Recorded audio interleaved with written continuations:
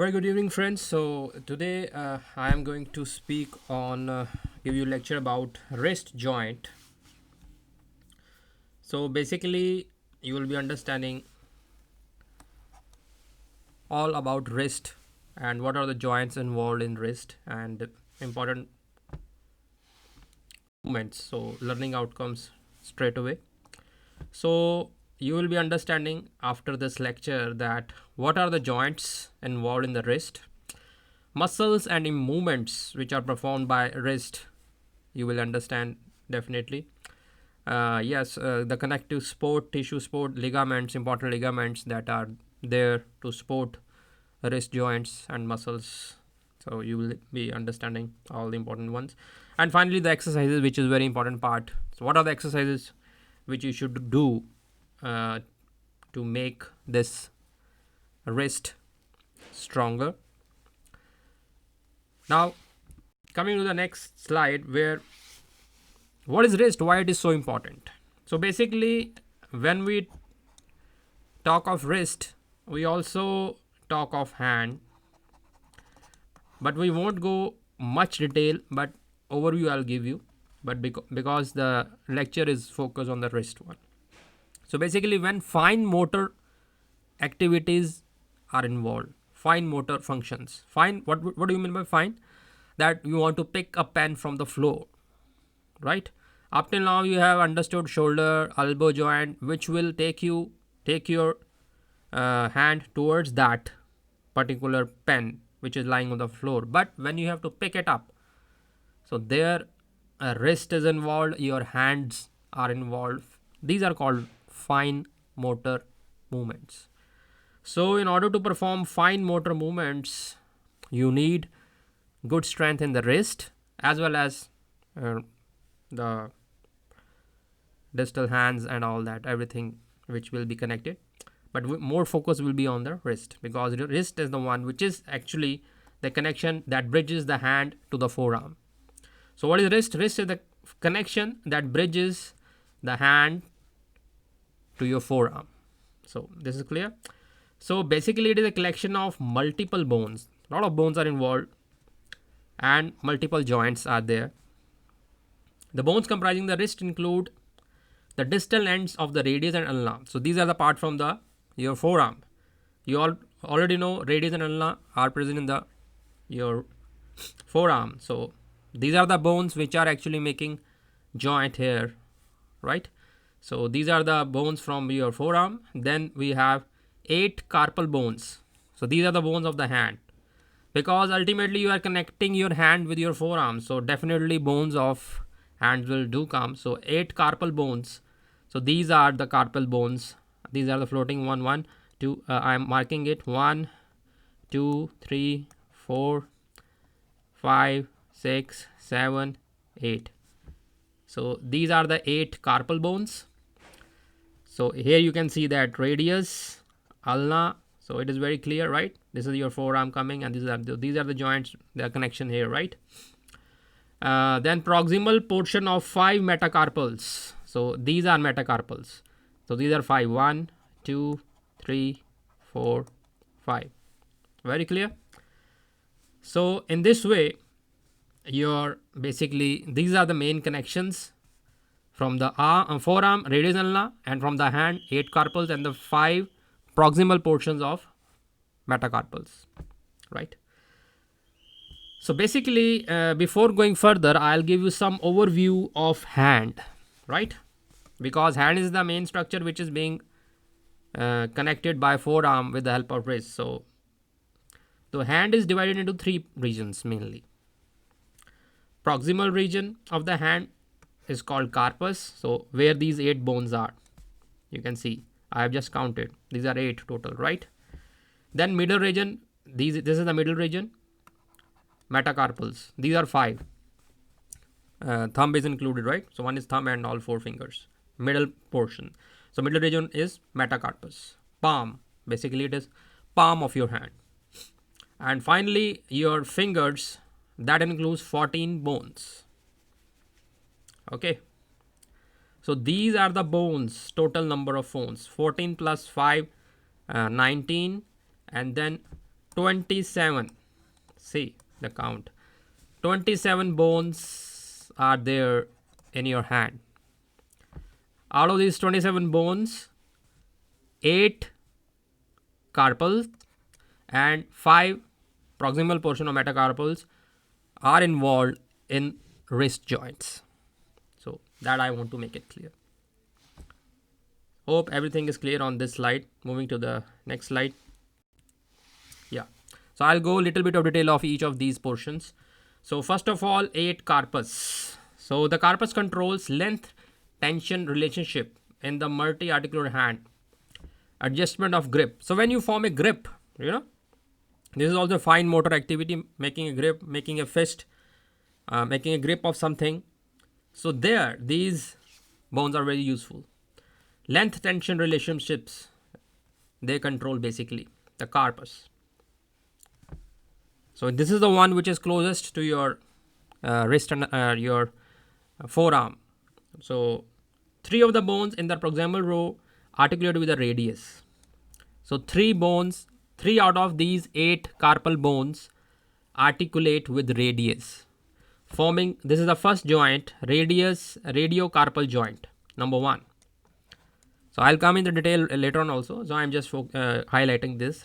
So this is the radiocarpal joint number 1, which is present in the wrist, and distally with the distal carpal forming the mid carpal joint, because these carpals are also interacting with your distally, and there they are forming mid carpal joint in between, because these are carpals, you all know, all these are 8 carpals. So on one side, these 3, I am highlighting 1, 2, where I am putting dot. So these are interacting with your radius here. So one is, this is your the yellowish one, radiocarpal joint, and second one they are talking about mid carpal, because all these are carpals and they are also interacting with the metacarpals. So these joints are basically mid carpal. So this is a rhyme, or you can say a easiest way to learn these bones, so that you can you don't forget their names. So one by one I'll let you know. So long to pinky. So this is the line which tell you the first row of carpals. So each alphabet, so from so I'll take S, right? So S, L, T, P. So starting from here comes the thumb. So you have to go towards the thumb, starting from S. So here is a scaphoid, this one, right? Then long L. So that is lunate. This is L. 2 for T. So this is the third, this one, T, triquetrum. And last is pinky for P, and this is your pisiform, the floating bone, right? So 4 bones done with this line, so long to pinky. After that we have, here comes the thumb. So you have to move in the similar way. Here comes the thumb. So from here we'll take H, and that is your hamate. Here comes C. C is your capitate. The, again T. So here this is your trapezoid. Thumb, again T. That is your trapezium. So this is one of the way to remember these bones. So 8 carpals are there, right? Hope you understood. Now going to the next slide, metacarpus. So that is your palm of the hand. I have already shown you. They are 5 in number.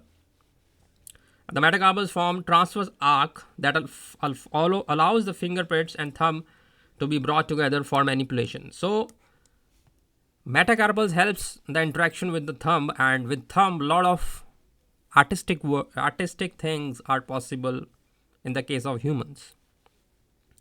So these are the metacarpals which help in that, right? The bones are numbered literally from thumb to little finger 1 to 5. The heads of the metacarpal, commonly known as knuckles, on the posterior side of your hand, these are known as knuckles.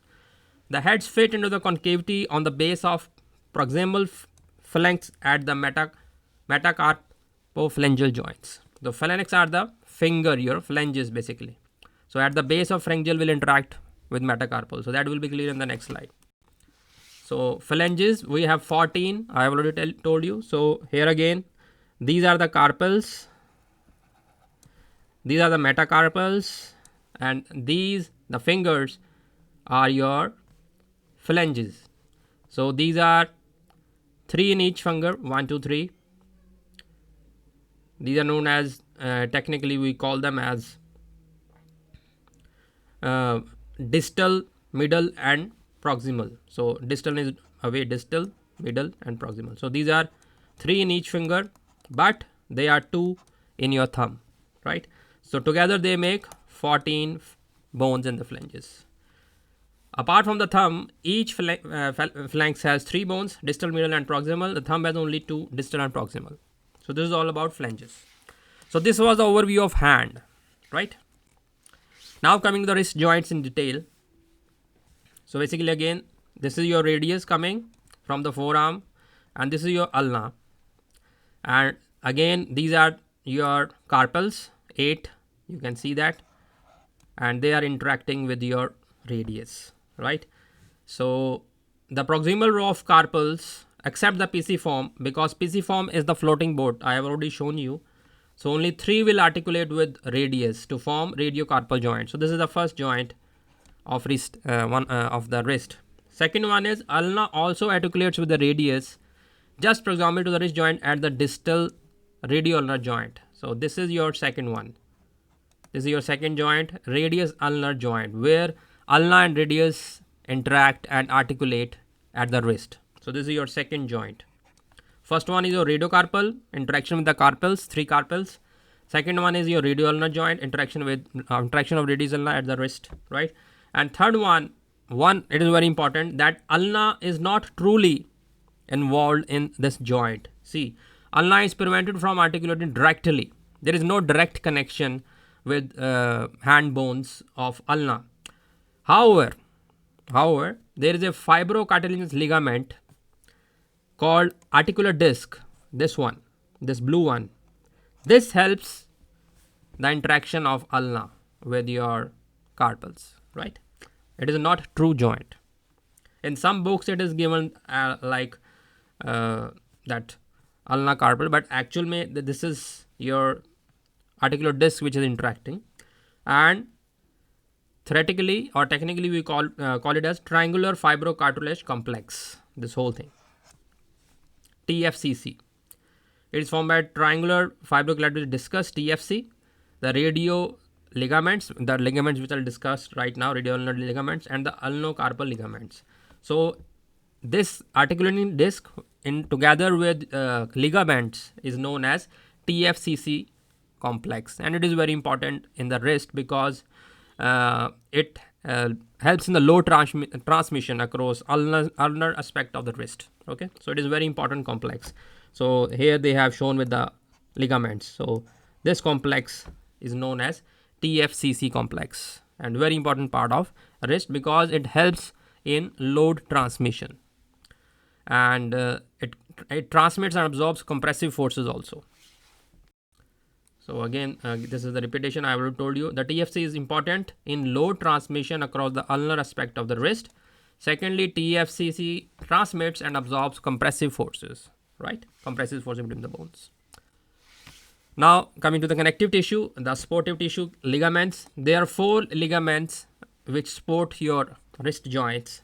Number 1 is palmar radiocarpal. So by the name you understand palmar, it is on the palm side. It is found on the palmar anterior side of your hand, front side, and it passes through the radius to both rows of carpal bones. Okay, both the rows, the proximal and distal. There are 2 rows. I told you there are 8 carpals. So in the 2 rows, so this will pass from both the rows of carpals. Just understand this one, right? What is the function of this joint, palmar radiocarpal? Its function, apart from increasing stability, number 1 is the stability. Ligaments are therefore is for stability of your joints. This is the primary function, but it also ensures that hand follows the forearm during supination. So whenever you do supination with your forearm, this is the one ligament that ensures that hand should also follow that. Okay, so this is the main function apart from the stability. Now second one is your dorsal radiocarpal. Dorsal, by dorsal on the posterior side, it is found on the dorsum, posterior side of your hand. It passes from the radius, again from the radius, to both rows of carpal bones. It is also like similar like palmar. It contributes to stability of the wrist, that is the prime function, but also ensures the hand follows the forearm during pronation. Totally opposite motion that was involved in the supination, and this was for pronation. Okay.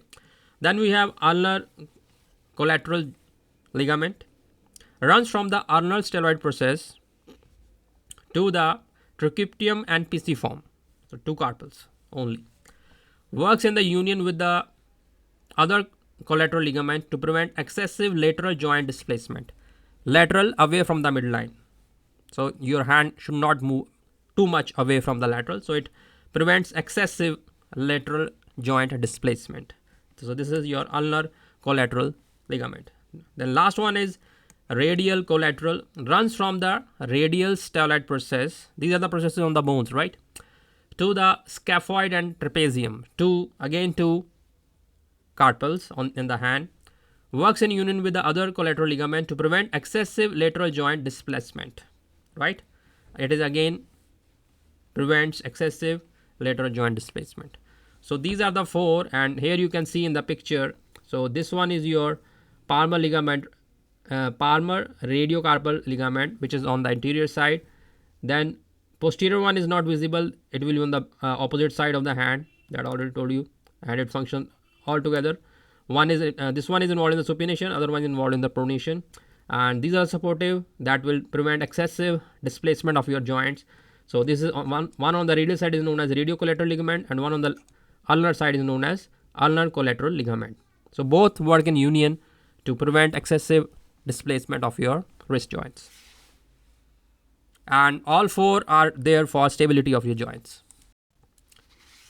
Now joint capsule, it is also very important. So this is the capsule which is covering the whole wrist joint. So like synovial joint, the capsule is dual layered here again. The fibrous outer layer attaches to the radius ulna and the proximal row of carpal bones, the fibrous outer layer.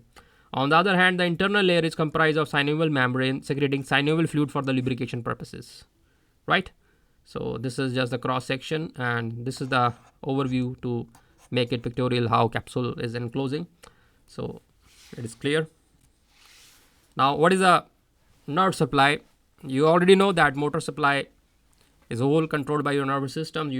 So you have nerves for your voluntary movements. You want to pick some pencil, the signal from your brain through your neurons and all nerves comes to your muscles, and then finally you do the movement voluntarily. So what are the nerves which do all this for you? So basically there are 3 nerve connections in the wrist joint. These are the median nerve, radial nerve, and the ulnar nerve. Ulnar one is the deep and having deep and dorsal branches, and radial nerve is posterior side, and a median nerve is on the anterior side. So ulnar nerve is the one which is required in very fine motor when you are drawing your picture, making some figure with your pencil, very fine movements in the art forms, very fine movements you make, and this is the nerve which is involved. Collectively all these are worked, but these are because it is deep there. So these are main neurovascular supply in your wrist. Now muscles are the ones in the wrist which are same which is in your forearm, and these are the one which are involved in your various movements. Extensor carpi radialis longus, extensor carpi radialis brevis, extensor carpi ulnaris. Similarly, flexors carpi radialis, flexor carpi ulnaris, and palmaris longus. From the extensor, you come to know that they are involved in the extension, and from the flexor part, you come to know that these are involved in the flexion at wrist joint. So these are the main movements. In addition to these, abduction and adduction are the additional 2 movements which you see and you do at your wrist joint. And abduction adduction is the combination movement. So I'll discuss right now which movements are involved and which muscle is involved. So these are the main movements. So wrist is a condyloid type of joints which allow basically movements in two axes, right? Because you can do abduction adduction also, flexion extension also. So that is why it is condyloid in nature. So all the movements of the wrist are performed by the muscles of the forearm, that I have already made you clear in the previous slide. Now flexion, it is done mainly by your flexor carpi ulnaris, flexor carpi radialis with assistance from flexor digitorum superficialis. So these are the three muscles involved in your flexion of your wrist. Flexion means decrease in the angle, right? When you flex your wrist. Extension, it is done mainly by extensor carpi radialis longus and brevis and extensor carpi ulnaris with assistance from extensor digitorum. And finally adduction and abduction. Adduction means towards the midline movement of your hand, produced by the extensor carpi ulnaris and flexor carpi ulnaris. So these two muscles collectively perform this movement. And abduction means taking away your hand from the midline. So this is performed by abductor pollicis longus, flexor carpi radialis and extensor carpi radialis longus and brevis. So this is the way these movements happen. Nothing much complicated, very simple. 4 movements are there. Now some of the injuries. Approximately 25% of all sports related injuries involve either the hand or your wrist. 25% is a huge number, so it is quite common in the sports. However, if managed properly, most athletes can expect their injury to heal without any significant long-term disability. So if the proper care is there at proper time, so there is no any major problem here. However, if it is delayed, then a lot of problems can happen. So that is the common sense, right? So if disregarded, can have high impacts. So that I already. So basically, there are 2 types of injuries we come across. One is the traumatic, that is your contact sports. A lot of forceful impact within the players happened or something, some fight is there. So these are traumatic one. And other one is chronic, which is overuse without using biomechanics, wrong techniques, overstress, that can lead to overuse chronic injuries, right? So traumatic are contact injuries.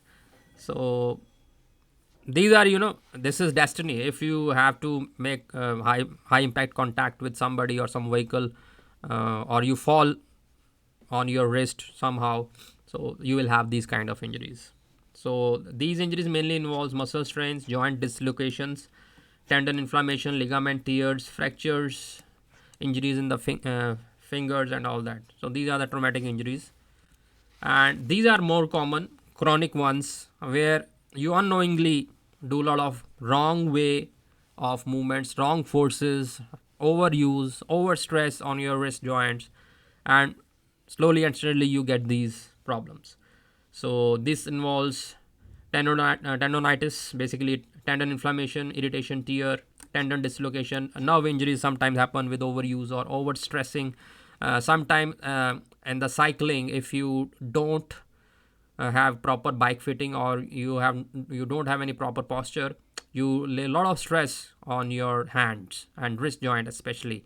And in that case, some nerves get injured and you feel very pinning sensation in your hands. It is very common in those persons whose bike is not fit properly or they don't have proper posture. Their upper body, because everybody is different, their upper body is laying a lot of stress on wrist and on in the nerves involved. So these kind of things happen due to overuse and wrong use of your forces, and stress fractures can also happen.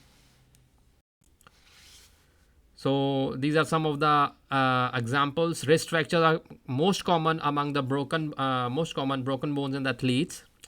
Sometimes it happen when they are landing from a fall onto an outstretched arm. For example, can lead to wrist fracture that requires treatment, surely. Scaphoid fracture is very common in these cases.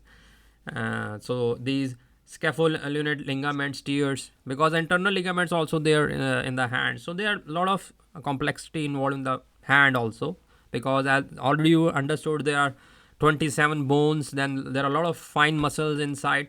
So we are basically dealing with wrist, so I am not going to detail of hand. So a lot of injuries are involved in wrist and hand collectively.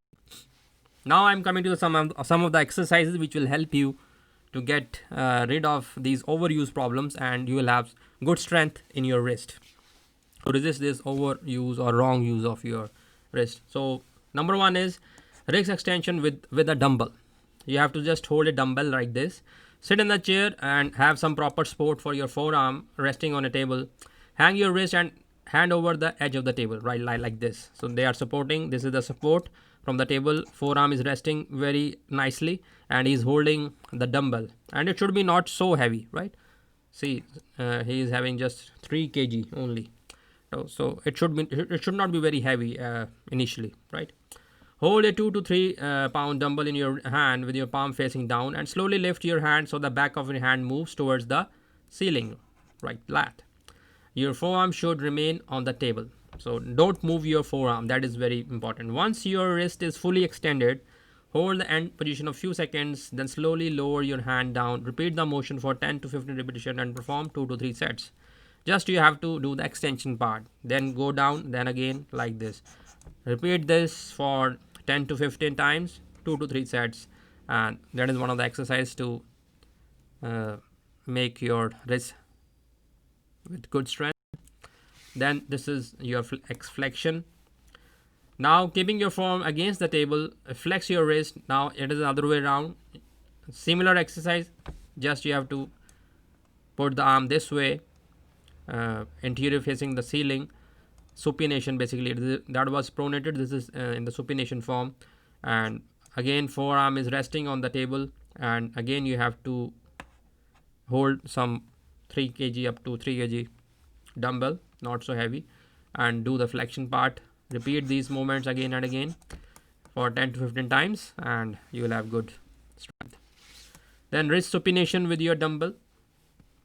So here hold a small 1 to 3 point dumbbell in your hand with one end in your palm, like holding a hammer. So you have to hold like a hammer. Slowly allow your hand and wrist to rotate over so your palm is face up towards the ceiling, right? Repeat this exercise 10 to 15 repetitions, 2 to 3 sets, and it can be performed a few times each week. And finally, this is the wrist pronation with dumbbell. So here you have to do the pronation exercises. Again, slowly rotate your hand so your wrist and palm are facing towards the floor. Hold this position for a few seconds. Slowly rotate your hand back to the starting position with the weight pointing up towards. So this is the opposite of earlier one.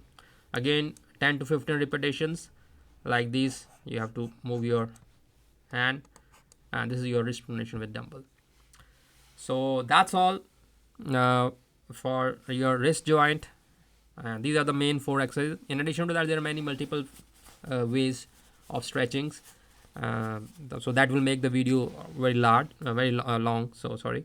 So that's it. Thank you.